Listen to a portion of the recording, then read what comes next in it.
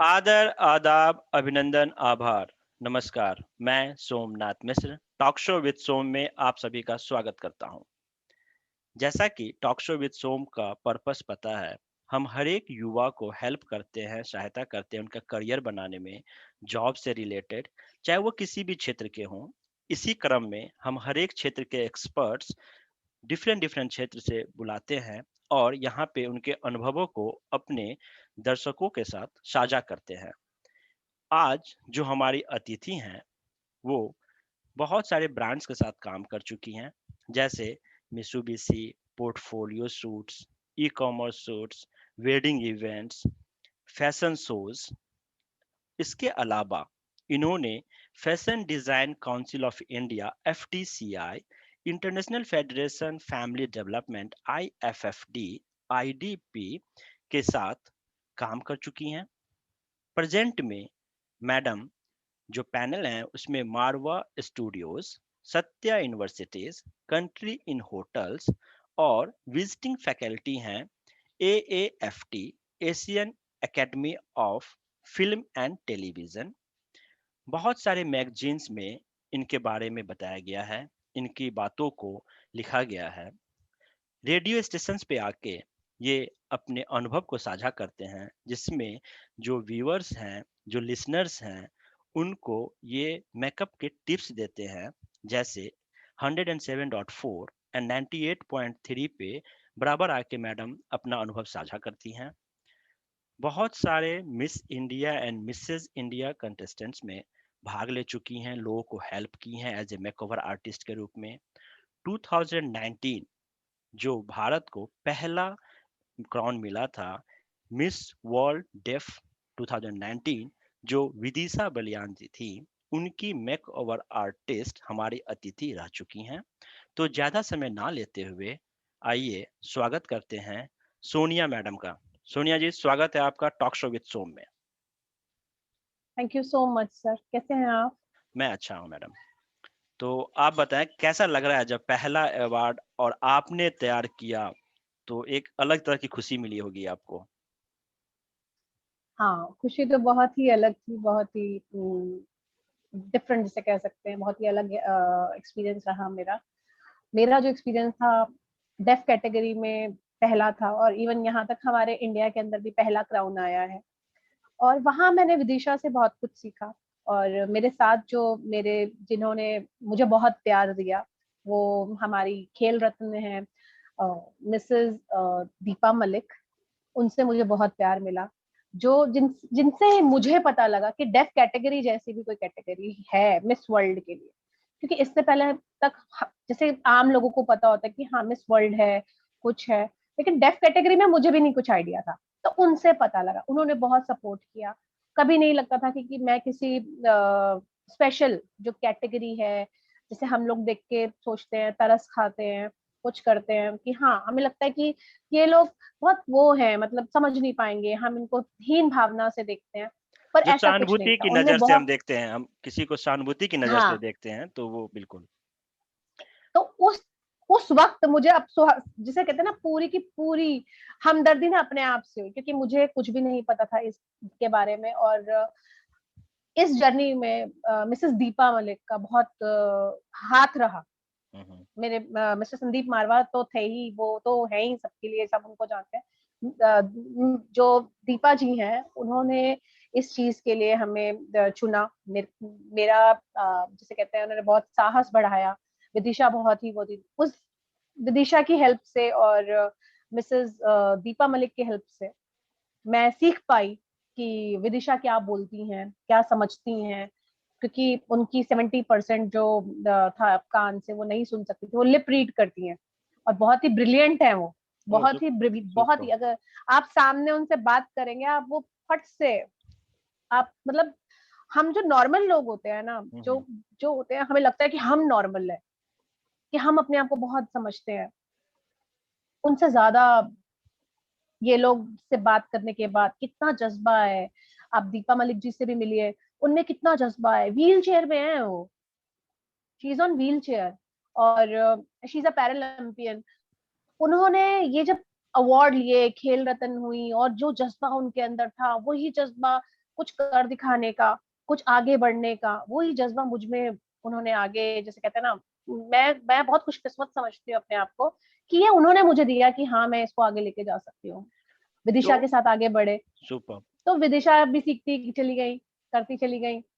जो मिस्टर संदीप मारवा थे, तो ये बस ये बताएं हो गया और कारवा बनता चला गया। ये बताएं कि सोनिया जी कि जैसे इस फील्ड में जो मेकओवर आर्टिस्ट या मेकअप आर्टिस्ट हम कह लें, तो इस फील्ड में जो हमारे युवा आना चाहते, जैसे आपने कहा आपको लोग सहायता किए मिले, तो इसमें कैसे कोई एंट्री ले सकता है, क्या कोर्सेज होते हैं, थोड़ा सा ब्रीफ में बताएं।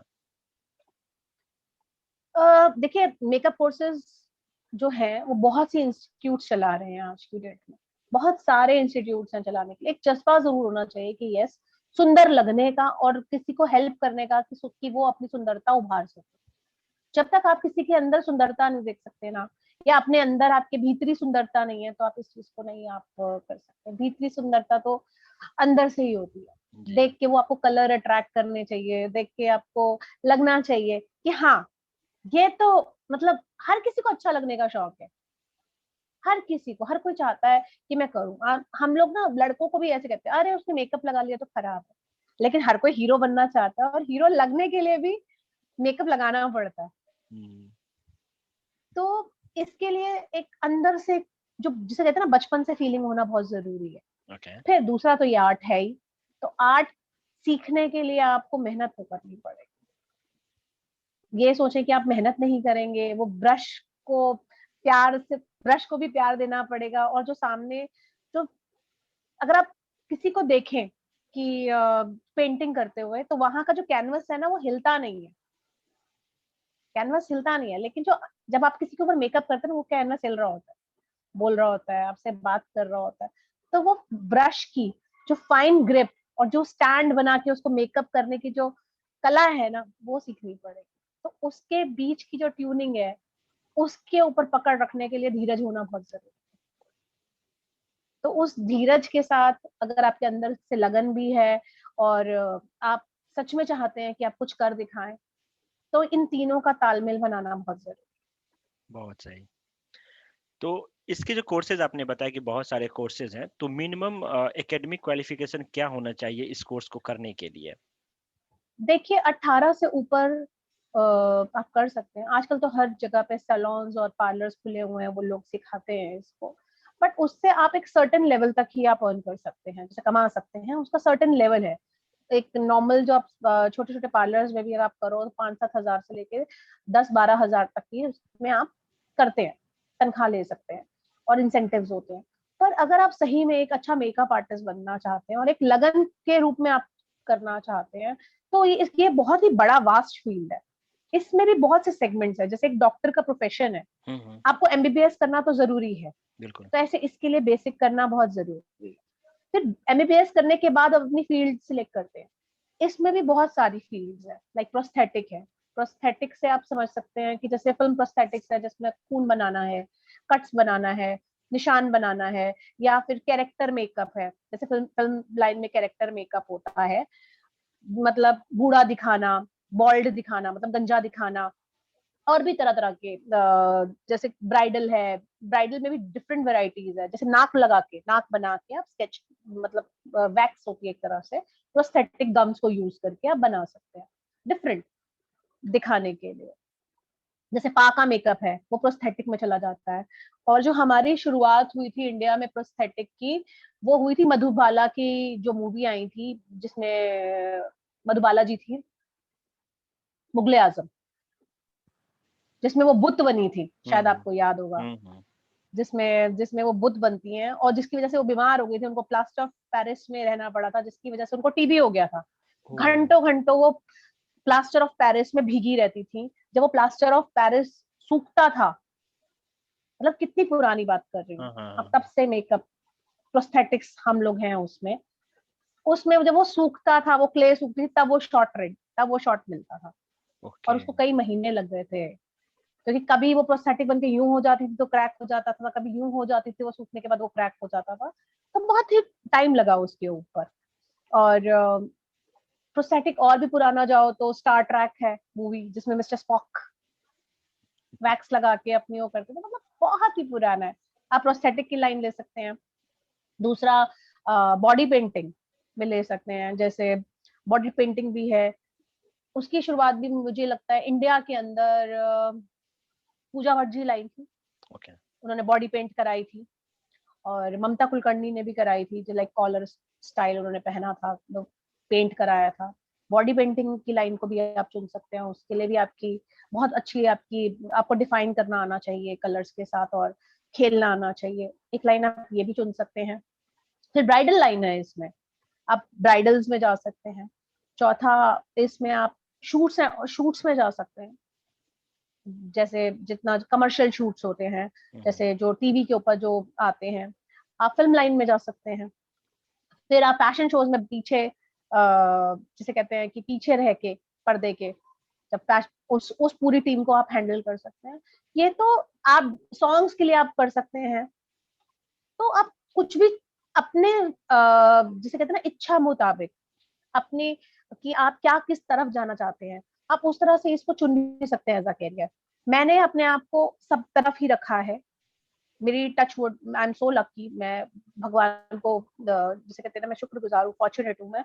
मुझे कुदरत ने इन सब में ही बैलेंस रखा है मेरा, और सब तरफ ही मेरे को, मुझे प्यार रखा है मेरे ऊपर, जो मेरा सब तरफ हाथ है सुपर, इनमें। सुपर। तो जैसा कि आप बताया कि इतने सारे डोमेन हैं, बहुत सारे फील्ड्स हैं, इस फील्ड्स में युवा जा सकते हैं अपने इंटरेस्ट के आधार पर। तो हाँ, जैसे स्टार्टिंग में जैसे आपने कहा कि एमबीबीएस कोर्स करना होता है, तो ऐसे फैशन के कोर्स जैसे आईएफटी टाइप के होते हैं, ऐसा क्या करना पड़े, मिनिमम क्वालिफिकेशन क्या करना चाहिए युवा को? देखिए मैं ऑनेस्टली बताऊं, आज की डेट में लोग एक्टिंग और उसके लिए भी चले जाते हैं, अपने करियर को और अपनी पढ़ाई को इम्पोर्टेंस नहीं देते। हम्म। ऐसा कभी मत कीजिए, क्योंकि इस कोर्स को करते हुए भी आपकी क्वालिफिकेशन का होना बहुत जरूरी है। बहुत जरूरी। आप मिनिमम ग्रेजुएट तो होइए, ओके। क्योंकि तभी आप अपने बिजनेस को कंट्रोल कर पाएंगे, आप ओके। अपने प्रोफेशन के साथ जस्टिस कर पाएंगे। क्योंकि आप जब किसी क्लाइंट से मिलेंगे, आपको कुछ पता ही नहीं है, वो आपको आप ही की मेहनत के हिसाब से एक सर्टन दे जाएगा, लेकिन आपने किया कुछ है, उसमें आपने मेहनत की हुई है। आपको अकाउंटिंग आनी चाहिए कि हाँ, आपने कितने का मेकअप लगाया है, क्या आप मार्केट में खरीद रहे हैं, क्या ऑफर्स है, क्या सेल कर रहे हैं, क्या परचेज कर रहे हैं। अगर आपको मिनिमम भी उसके बारे में कुछ पता ही नहीं है कि आपका कॉस्ट क्या है और एक्सपेंस क्या है, आप दे क्या रहे हैं और आपको मिल क्या रहा है इन द रिटर्न, तो आप क्या हैंडल करेंगे। तो उसके लिए भी आपको एक सर्टेन पीछे जो पढ़ाई है वो बहुत सपोर्ट करती है। ये ओके। नहीं कि आप उसके 9वीं 10वीं के बाद सीधा आ जाएं और खोल लेना। आपको समझ आ रहा है सैलॉन खोलने के बाद कि उसकी हैंडलिंग क्या है, या आपका जो स्टूडियो है उसका एक सर्टेन एक्सपेंस क्या है, उस तरह मत कीजिए। अगर आप सीखना चाहते हैं तो उसको ठीक से सीखिए। आर्ट के साथ साथ आपको आर्ट के साथ जस्टिस करना आना भी बहुत जरूरी है, वरना आर्ट एक साइड पे पड़ी रहेगी और आप कहेंगे कि आप सक्सेसफुल नहीं हो। तो दोनों का तालमेल बहुत जरूरी है। बिल्कुल। लोग सोचते हैं कि हाँ, हम ये नहीं हुए तो ये हो जाएंगे, नो। दोनों का बैलेंस करने के लिए आपकी पढ़ाई बहुत जरूरी ओके। तो यानी कि दर्शकों को बता दूं कि मिनिमम क्वालिफिकेशन ग्रेजुएशन करने के बाद आप अपने शिक्षा के आधार पे, अनुभव के आधार पे इसको आप जस्टिस कर पाएंगे। तो अब एक बात बताएं सोनिया जी, जैसे कि आप बहुत सारे पैनल के साथ जुड़ी हुई है, इसमें इसमें कंट्री इन होटल्स, बहुत बड़ी होटल्स चेन है। तो जो युवा आते हैं वो इसमें कैसे पैनल मिलेगा उनको? इनिशियली मिल जाता है या बहुत स्ट्रगल करना पड़ता है? है। नहीं, नहीं, ऐसे एकदम आपको कोई भी पैनल आपको अपने पास नहीं देगा, क्योंकि वो भी आपका एक पिछला देखते हैं। हम्म। पैनल भी, पैनल एज सच नहीं है कि पैनल है, पैनल में कुछ पार्ट्स होते हैं, कुछ होटल के पार्ट्स हो गए मुझे मिल गए, या कुछ एक सर्टेन सेक्टर में कुछ हो गया कि हाँ, हमें 5 होटल्स मिल गए या 6 होटल मिल गए, वैसा होता है। उनके साथ भी आपका एक वन ऑन वन का आपका टर्म होता है कि आप उनके साथ कैसे आप उनको हैंडल कर रहे हैं, क्या आप आगे कर रहे हैं, उनको क्या सर्विसेज प्रोवाइड कर रहे हैं। कई बार क्या होता है कि आप सर्विस प्रोवाइड करने में इनजस्टिस कर जाते हैं, राइट। वो भी तो, उनको भी एक सर्टेन सिक्योरिटी चाहिए कि आप उनका नाम ना खराब करें, नाम का होता है ना। तो वो भी आपका जो मेहनत होती है ना, वही आपको बोलती है कि हाँ, आप उस पैनल पे आने के लायक हैं। तो अपनी मेहनत पे कभी कभी मत कीजिए। ये नहीं हो कि हाँ, आपको लग रहा है कि हाँ, आपको मिला तो कॉन्ट्रैक्ट कुछ है, आप उसको डेडलाइन के हिसाब से दे ही नहीं रहे। है। तो एक सर्टेन चीज है, वो पूरा करना आना चाहिए। बिल्कुल। एक बात बताएँ कि ये कॉन्ट्रैक्ट्स जैसे मान लो मैंने कोर्स में अपनी एग्जांपल था कि मैंने चलो ग्रेजुएशन कर लिया और मैंने अब कुछ सीख भी लिया और सीख के अब मैं चाहता हूँ कि मैं स्टार्ट करूँ। तो ये स्टार्ट्स कैसे करते हैं? जैसे कि मान लो किसी से अप्रोच करना होता है, ऑनलाइन ढूँढना होता है, कैसे ढूँढते हैं लोग? हाँ, शुरुआत तो देखो ऐसे ही होती है, मुझे भी मेरे साथ जो शुरुआत हुई थी, तो मेरे साथ गॉड बहुत काइंड रहे और मैंने जो सीखा, जिनसे भी सीखा, जैसे भी सीखा, मेरे साथ, मैं उनके लिए बहुत ग्रेटफुल हूँ। मैंने मिस्टर अमजद हबीब से सीखा है एक कोर्स। ओके। वो बहुत ही स्ट्रिक्ट टीचर हैं। वो जावेद हबीब, आपने सुना होगा, जी, जी, हबीब फैमिली के जानता हूँ। सबसे छोटे बेटे, मैंने उनसे सीखा। तो वो बहुत स्ट्रिक्ट है और बहुत ही ज्यादा स्ट्रिक्ट है वो। तो मैं जब भी कुछ करती हूँ उसके बाद मेरी इतनी कमियां निकालते थे, मैं बहुत गुस्सा, मैं कहती क्या टीचर है यार, ऐसा टीचर किसी को ना मिले। मेरा पर्सनली यही था उनके बारे में। हुँ, हुँ। बट अभी भी मैं उनसे कुछ भी करती हूँ तो मैं उनको भेजती तो वो फिर कभी निकाल देते, मैं भेजना ही नहीं चाहिए इनको, काइंड ऑफ। बट लेकिन फिर मैं बाद में सोचती हूँ कमी कहाँ निकली, मुझे दिखने बाद थोड़ी देर के बारीकी के देखने के बाद मुझे तो पता लगता है हाँ कमी तो थी, कहीं ये गड़बड़ तो हुई, यहाँ मेरी कमी तो रही। तो मैं बहुत फॉर्चुनेट हूँ कि मैं उनके टच में आज भी हूँ, उनसे आज भी पूछती हूँ, उनसे आज भी गाइडेंस लेती हूँ। वो मेरी कमी निकालने के साथ साथ सुधार भी देते, बता भी देते कि इतना ऐसे ट्यून करो अपने आप को। तो मैं कर पाई वो। और दूसरा करते करते उन्होंने मुझे एक चीज जरूर सिखाई थी कि इसको ना प्रैक्टिस करो। अब मेरे पास तो कोई था ही नहीं कि मैं प्रैक्टिस किसके ऊपर करूं, एक नया शख्स कैसे प्रैक्टिस करेगा, उसे कोई काम ही नहीं देगा। Correct, correct. तो है ना, ऐसे ही था मेरे साथ भी। अब कैसे करें, तो उन्होंने कहा था कुछ ना मिले तो मेड को बुला लो, मेड को करो। अब प्रैक्टिस पूरी रोज करनी है और मैं क्या करूं, अब मैं रोज मेड को बुला लूं, कभी मेरे घर की मेड आना भी, उन्होंने जो हेल्प थी मेरी, उन्होंने मना कर दिया, अब तो हम बैठेंगे ही नहीं, दीदी 2 घंटे खा जाती है मेकअप करने में। अब शुरुआत में हाथ भी नहीं था, तो मैं अब उनको पैसे भी दूं कि 200 रुपए ले लो बैठ जाओ, तो वो बैठने लग गई। ओके, मेरे हस्बैंड ने मुझे देखा, जैसे कहते ये क्या काम कर रही हो तुम, कि 200 रुपए देके मैं तुम मेकअप कर रही हो, पैसे आ नहीं रहे, उल्टा जा रहे हैं। जा रहे हैं। बट मैंने वो किया थोड़े दिन। फिर कभी मैंने अपनी बिटिया को बिठाया, कभी उसकी फ्रेंड्स को बिठाया, बिटिया की फ्रेंड्स को, ऐसे ऐसे करके मैंने प्रैक्टिस की सुपर। धीरे धीरे। फिर मतलब प्रैक्टिस तो ऐसे ही चली। फिर मैंने अपनी एक फ्रेंड को बोला कि तुम सैलून चलाती हो और मुझे चांस दे दो। तो उनके यहाँ पे कोई वेडिंग थी और सुबह 9 बजे की वेडिंग थी, वो कर रही थी। तो उन्होंने कहा कि मेरे साथ मेरी जो जो मुझे सपोर्ट करती है वो नहीं आ रही, और मैं फंस गई। मैं कहा मैं आ जाऊंगी सुबह 6 बजे, और मैं सुबह 6 बजे ओह! डेडिकेशन। अब हाँ हाँ, मतलब सीख, क्योंकि मेरे सर ने बोला था कि करना पड़ेगा ऐसे ही, तो अब कैसे मान, गुरु की बात ना माने। बिल्कुल।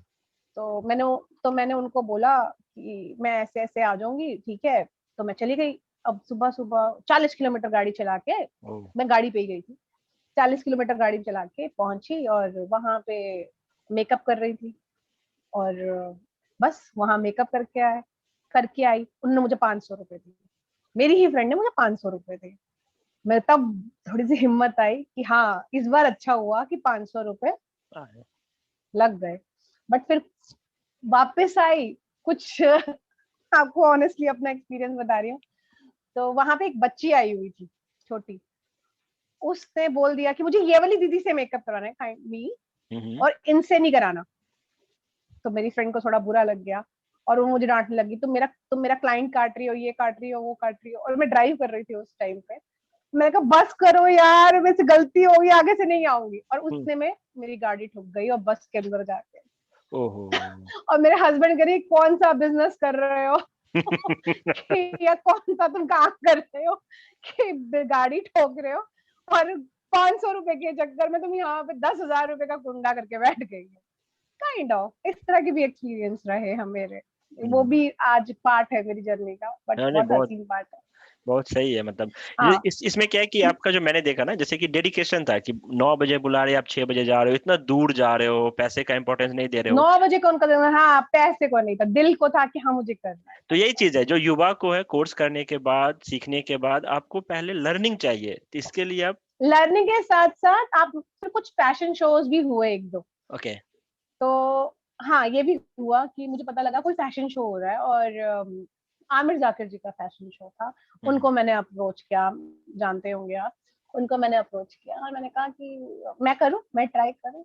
एंड वो बहुत ही जिसे कहते हैं ना, बहुत ही तहे दिल से मैं उनके शुक्रगुजार हूँ। उन्होंने मुझे, जैसे कुदरत की उनको भी भगवान करे कि बहुत उनको वो करे, उन्होंने मुझे कहा कि ओके ये करना चाहती है, इसमें चांस जरूर दूंगा। उन्होंने मुझे कहा आ जाओ सोनिया, और उन्होंने मुझे फुल फ्री हैंड कहा कि तुम संभालो इसे। तो उन्होंने जो वहां दिया से मेरे आपको, फैशन शोज की शुरुआत हुई। तो आपको कैसे दिया? मतलब आपके अंदर कुछ देखा, कुछ पूछा, कुछ टेस्ट लिया, या ऐसे ही दे दिया?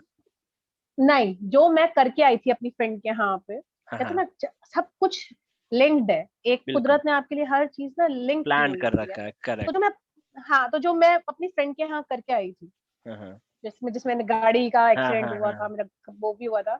तो मैंने उनको बोला कि मैं ऐसे ऐसे कहते, तुमने कुछ किया हुआ है? मैंने कहा हाँ ये मैंने किया था, ये उसकी फोटो खींची हुई है। तब तो कमर्शियल फोटोग्राफ्स नहीं मिली थी मुझे, ओके ओके। मोबाइल ऐसे ही क्लिक कर लिया। तो उन्होंने कहा अच्छा तुम्हारे हाथ में अच्छा है, चलो सोनिया आ जाओ, ओके, साथ करते हैं। तो तुम्हारा मन है ना? यानी कि ये है कि अगर आपके पास कमर्शियल नहीं भी है, जो आप काम कर रहे हैं उनके फोटो बनाएं, एल्बम अपने बना के रखें, रिकॉर्ड्स बिल्कुल। रखें, और फिर सामने वालों को दे। अगर उसके अंदर, आपके अंदर टैलेंट है, तो सामने वाला उस टैलेंट को पहचान ही लेगा। जैसे कहते हैं ना कि हीरे की पहचान जौहरी को होती है, तो वो पहचान के फिर आपको अपॉर्चुनिटी दे देगा। बिल्कुल सही कहा। तो एक बात, और उन्होंने दिया भी, उन्होंने बहुत दी भी बहुत अच्छे सुपर से। सुपर। आप एक बात बताओ कि जैसे आपने एफडीसीआई के लिए काम कर रखा है, आईएफएफडी के लिए काम कर रखा है, तो इसमें क्या, कैसे गए आप? मतलब इसमें एंट्री कैसे मिली आपको? ये भी ये भी मैं उसका भी श्रेय ना मेरे को ही देना चाहूंगी, ओके क्योंकि उन्होंने मुझे और डिजाइनर्स के साथ जोड़ दिया। Okay okay. क्योंकि उन डिजाइनर्स ने भी ना मुझ में एक देखा कि हाँ नहीं, सोनिया है वहां पे, सोनिया जेटली जी भी आई वहां पे, निहारिका पांडे, निकेत मिश्रा, वरीजा बजाज, पूनम दुबे, मतलब बड़े बड़े नाम जिनको मुझे लगता था कि कभी मैं इनके साथ काम भी करूंगी, कभी देखने को भी मिलेगा और भी आगे मिलेगा। फिर आईएफडी आ गया, वहां से मैं निकल गई दूसरे उधर से, मतलब कारवां बनता गया। अगर आप सच्चे दिल से करोगे ना, कोई गलत मन से आपके अगर मन में कुछ बुरा नहीं होगा, सिर्फ मेहनत होगा, और आपकी कुदरत की के बीच में कोई और नहीं आएगा। आपकी मेहनत कोई नहीं चुरा सकता। सुपर। तो एक बात बताइए कि जैसे आपने कहा कि मधुबाला की टाइम में हमारे यहाँ शुरू हुआ था, जो भी मेकअप अपना आर्टिस्ट का काम था, और 50-60 साल हो गए इस बात को। तो अभी हमारी जो इंडस्ट्री है, अगर इस इंडस्ट्री की हम बात करें, तो इस इंडस्ट्री में आगे क्या स्कोप्स हैं लोगों के लिए, युवाओं के लिए? कितना नंबर्स की बात करें हम तो। देखिए, अगर आप मेहनती हैं तो ये ये वो इंडस्ट्री है जहाँ पे आप बहुत कुछ कर सकते हैं, आप सिखा सकते हैं। मैं आज अ, मुझे अब निफ्ट से भी ऑफर आया हुआ है कि वो भी चाहते हैं कि उनके यहाँ क्लासेस में, उनके वहां जाके भी मैं उस पे जाऊं। तो है, बहुत है। ऐसा नहीं है कि इसमें नहीं है। आप पढ़ा सकते हैं मेकअप, क्योंकि मेकअप की क्लासेस भी होती हैं। ओके। आप उसमें कलर के बारे में बता सकते हैं, थ्योरीज हैं इसके ऊपर, उसके ऊपर क्लासेस दे सकते हैं। बट लेकिन आपका इंटरेस्ट होना चाहिए, आपका एक नॉलेज होना चाहिए कि हाँ आप उतनी उस चीज को हैंडल कर सके। आपको पता हो कि अगर आई शेडो है तो ये कब पैलेट है, ये कब एक्सपायर हो रहा है, इसकी एक्सपायरी क्या है, या इसके अंदर कुछ जो कॉस्मेटिक्स डले हुए हैं उसके एक certain shelf value, shelf life है, वो कब एक्सपायर हो जाएंगे। उसमें जो माइका है, जो इसमें सिलिका है वगैरह, वो कब एक्सपायर हो जाएंगे। तो उस चीज के बारे में भी आप बता सकते हैं। आप डिफाइन कर सकते हैं बच्चों को, जो जो आने वाले बच्चे हैं, कि शेड्स को कैसे बनाते हैं। जो बेस के शेड्स हैं, जो फाउंडेशन बेस है, बहुत तरह के कलर हैं हमारे यहाँ पे। हम सोचते हैं सिर्फ फेयर, मीडियम और डार्क है, नहीं, उससे मिलते जुलते बीच के भी जो रंग है उसको हम कैसे बना सकते हैं। जैसे मैं अब जो मेरे स्टूडेंट्स हैं मैं उनको बताती होती हूँ कि हाँ अगर आपके पास ऐसा नहीं है, ये सब सामान नहीं है, आप कुछ सामान से भी अपना सामान कैसे बना सकते हैं।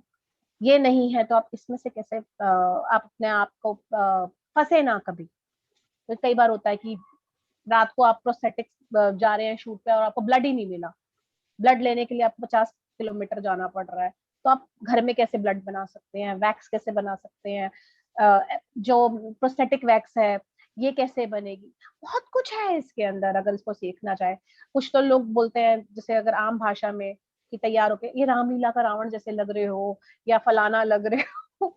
आपके घर पे भी बोलते होगे बिल्कुल। होता ही है। डिस्टेम्पर मार दिया जी।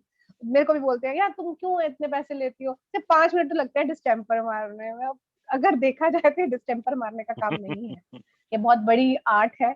और अगर आप इसके साथ जस्टिस करेंगे, अगर आप इसको समझेंगे, ये बहुत बड़ा फील्ड है, बहुत बड़ा फील्ड है जिसको आपको समझने की जरूरत है।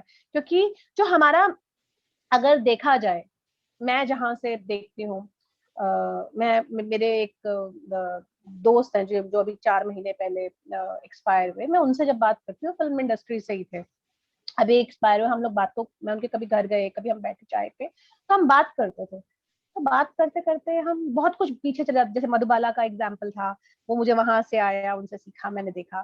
फिर हम लोग ईस्टमैन कलर पे बात कर रहे थे, ब्लैक एंड व्हाइट पे बात कर रहे थे, स्टार ट्रैक पे चले गए कि मैक्स फैक्टर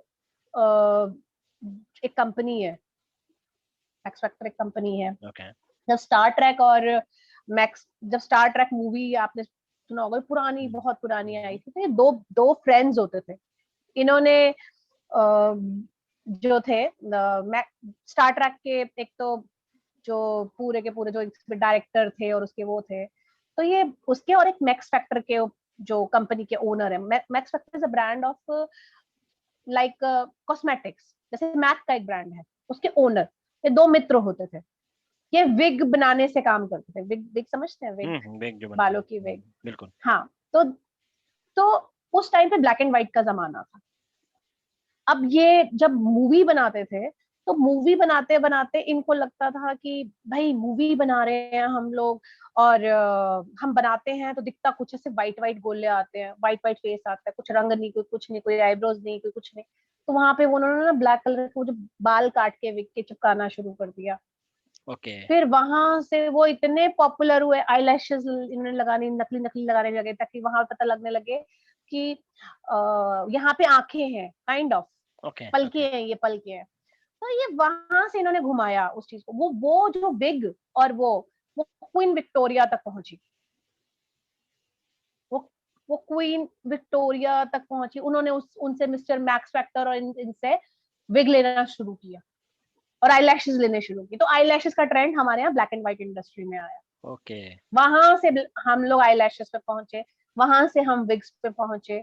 जो जैसे ये कौन थे, मिस्टर राजकुमार विग यूज करते थे, हम्म। राकेश रोशन जी विग यूज करते थे। तो ये वहां से घूमता घूमता घूमता घूमता यहाँ से घूमता हुआ मिला जुला इतिहास है। तो इसको पढ़ने में भी बड़ा मजा आता है। फिर ईस्टमैन कलर्स आए, फिर आजकल एचडी है, आप देख रहे हैं यहाँ पे पिक्सल्स का खेल है, कलर का खेल है, कितना मेकअप होना चाहिए जो बैलेंस होगा।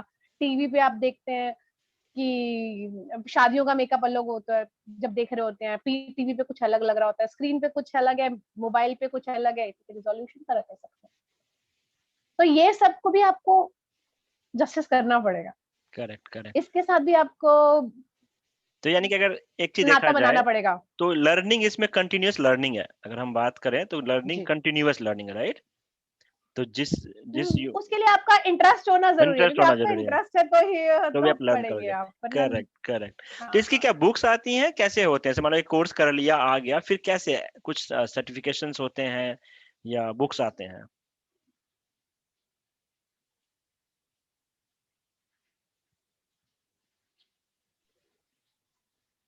उसके बाद तो आप सीखते सीखते ही सीखते जाते हैं। आपको आपका काम ही सिखाता चला जाता है, आपको आपके जो ओके। रिसर्च होती है, काम की नीड है, वो फिर आपको ले ही जाएगी। फिर आपको पढ़ने पे भी मजबूर होना पड़ेगा। आप ये सोचें कि मैं ये नहीं पढ़ूंगा और ये हो गया, मैं इसको कॉपी कर लूंगा, उसको कॉपी आप कब तक करेंगे? सही बात है।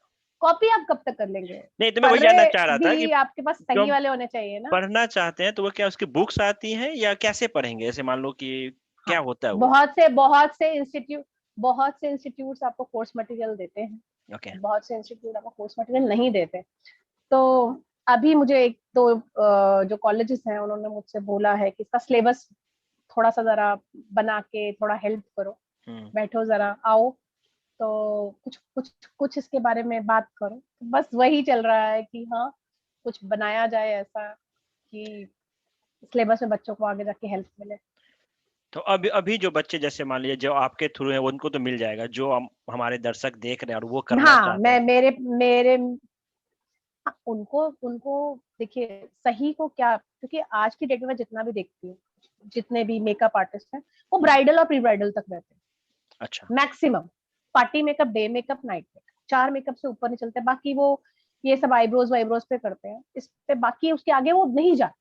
Okay okay. बट लेकिन जो अच्छे हैं वो उसके बेसिक पे जाते हैं। उसका बेसिक क्या है, कलर बनता क्या है, कलर से आप कैसे खेलते हो, कलर की हिस्ट्री क्या है, कलर का बैकग्राउंड क्या है, अगर आपने उसके ऊपर अगर पकड़ ली तो you can play well. Okay okay, ये सही है। बाकी तो आपकी अपना पर्सनल एक्सपीरियंस, आपकी लर्निंग, हम्म। आप क्या सीखना चाहते हैं। अगर आप सीखना चाहते हैं ना, तो सर, तो फिर आप हैंडपंप तो खोदोगे ही खोदोगे। और हम्म। हैंडपंप अगर आपने खोद लिया ना तो मोटर पा, तो लगी जाएगी। पानी निकलेगी। हाँ बिल्कुल। बिल्कुल, बिल्कुल सही कहा। तो आप जैसे कि आपकी जर्नी तो काफ़ी अच्छी रही, और जो हमारे युवा हैं, उनके लिए आप क्या संदेश देना चाहोगे? मतलब अगर मैं अंतिम शब्दों में पूछूँ कि हम तो क्या बोलोगे आप उनको? किस तरह की तैयारी करनी चाहिए? डेडिकेशन तो हो गया, आपने बताया।